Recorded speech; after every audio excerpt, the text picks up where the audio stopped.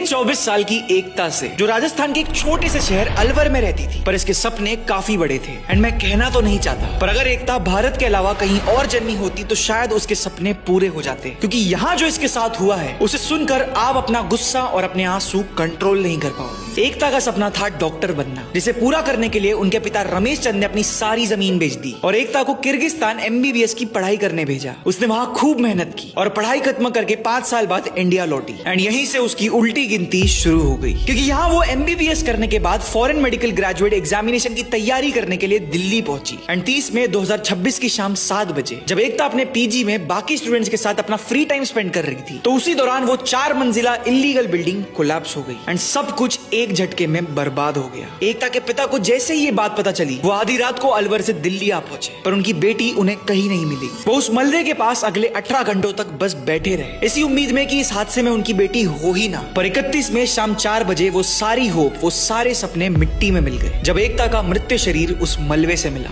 एकता के साथ साथ वहां 5 और बच्चों की जान गई। एंड ये सब हुआ क्योंकि बिल्डर और 2 फ्लोर बनाकर और पैसा कमाना चाहता था। कुछ दिन पहले दिल्ली में आग लगने के कारण 20 लोगों की मौत हो गई। राजस्थान में गलत इंजेक्शन के कारण 5 प्रेग्नेंट महिलाओं की जान चली गई। कर्नाटका में शांति से पढ़ रही बच्चों पर रूफ गिर गया। बिहार में मिड डे मील में सांप मिलने के कारण कई 100 बच्चे बीमार पड़ गए। एंड अब तुम मानो ना मानो, but we are not living in a democracy, we are living in a joke. And आपका ये सब जानते रहना जरूरी है, क्योंकि ये इस वक्त आपकी और हमारी सच्चाई है। देश और दुनिया में जो भी होगा वो आपको सबसे पहले पता चलेगा only on India in last 24 hours via breaking news post. शाम 6 से 7 के बीच एक डेडिकेटेड वीडियो आएगी, जिसमें लास्ट 24 घंटों की सारी न्यूज कवर्ड होगी। एंड दिन में आपको ऐसे मल्टीपल वीडियोस देखने मिलेंगे जहां हम किसी एक टॉपिक की बात करेंगे। इसीलिए मैं बार बार हर बार कह रहा हूं, ज्यादा सोचो मत।